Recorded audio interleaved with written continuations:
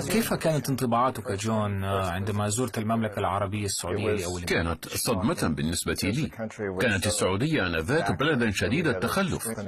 لم أكن أتصور أبدا أن هناك بلدا في العالم بهذا التخلف، خصوصا مع الاحتياطي الهائل من النفط. بالطبع كانت مهمتي أن أقنع السعوديين بإنفاق أكبر قدر من المال على الشركات الأمريكية. بالمناسبة جون، كانت تلك فترة حساسة جدا.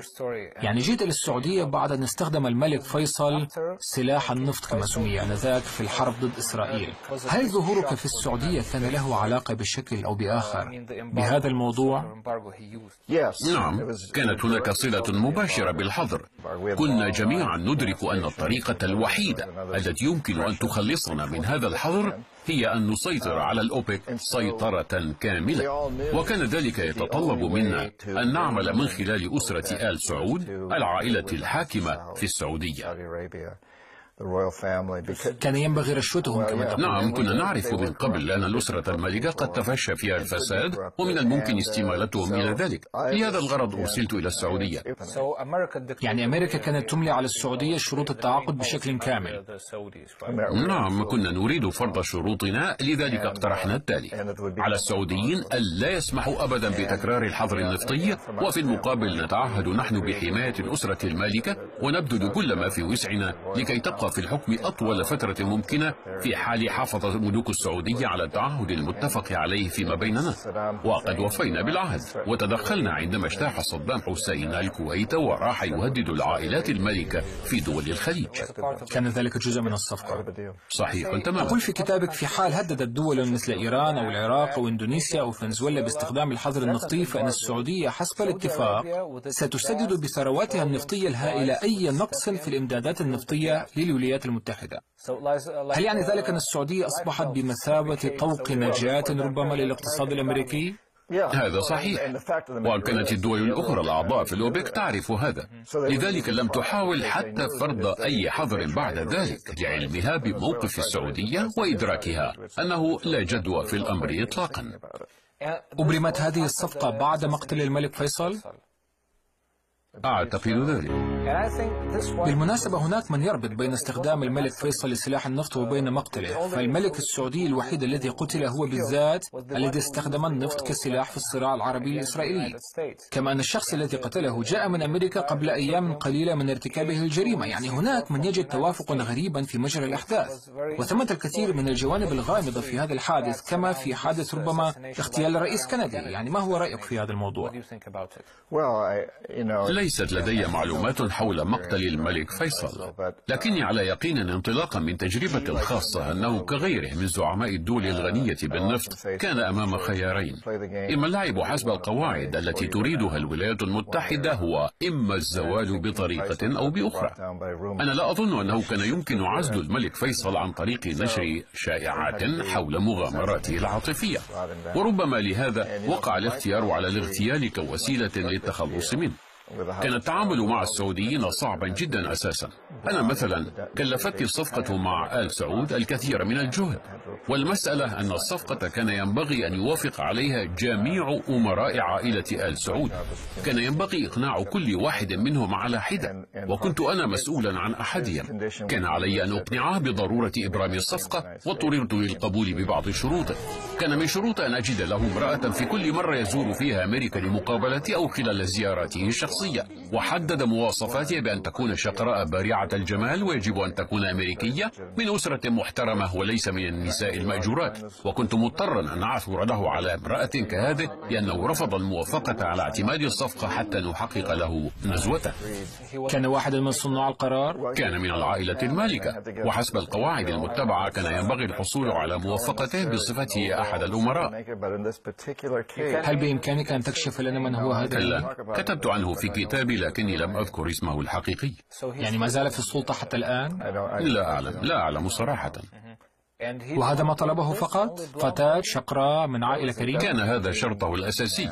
في ذلك الحين كانت الأسرة كلها قد وافقت على شروطنا مقابل ضماننا لهم البقاء في الحكم.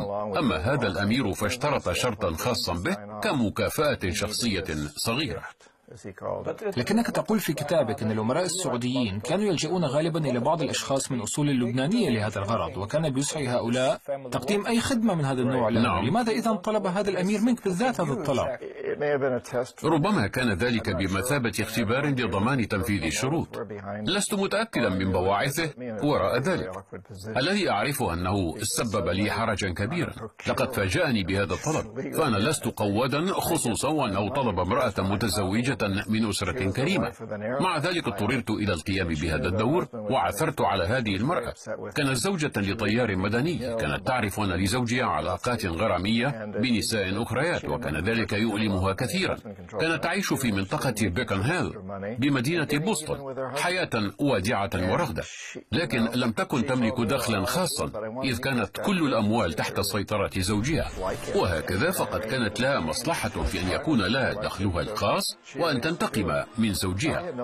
وعندما استعد الأمير للعودة إلى بلده، أبدى رغبة في أن يأخذ معه هذه الشقراء المتزوجة، وبالطبع لم يكن بوسعي أن أدبر هذا الأمر بأي حال.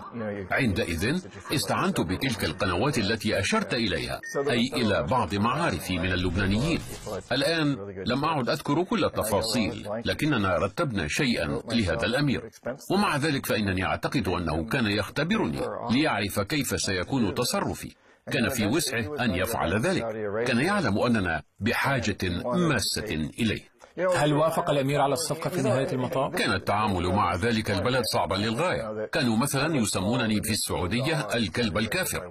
أحد الوزراء سماني هكذا. هل تدرك إلى أي درجة كان ذلك مهينا؟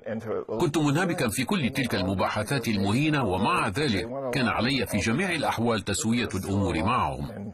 وبالطبع كان علي أن أتعرض لمواقف كريهة للغاية.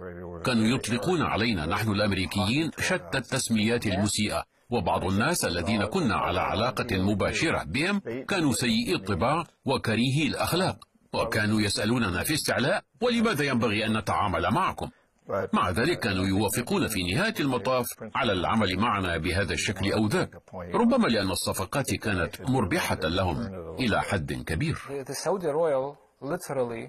أود أن أسمع تعليقك جون على ما يلي. كتب أحد الصحفيين يقول: الأسرة الحاكمة السعودية استبدلت المصالح الوطنية ومصالح بلدان المنطقة، وخاصة مصالح الدول المنتجة للنفط، بشيء واحد فقط، هو دعم الولايات المتحدة للنظام الفردي وتحويل الأراضي الصحراوية إلى مدن على الطراز الغربي. هل توافق على هذا الطرح؟ نعم، أعتقد أن ذلك كان حالة نموذجية في السياق الجاري. زعماء البلد كانوا يتاجرون بالمصالح الوطنية وبمصالح شعبهم ليبقوا في الحكم أو لتوسيع سلطتهم. أكرر، هذه ظاهرة نموذجية. لا عليك، دعها تسمع. والقتلة الاقتصاديون من أمثالي كانوا يستغلون ذلك.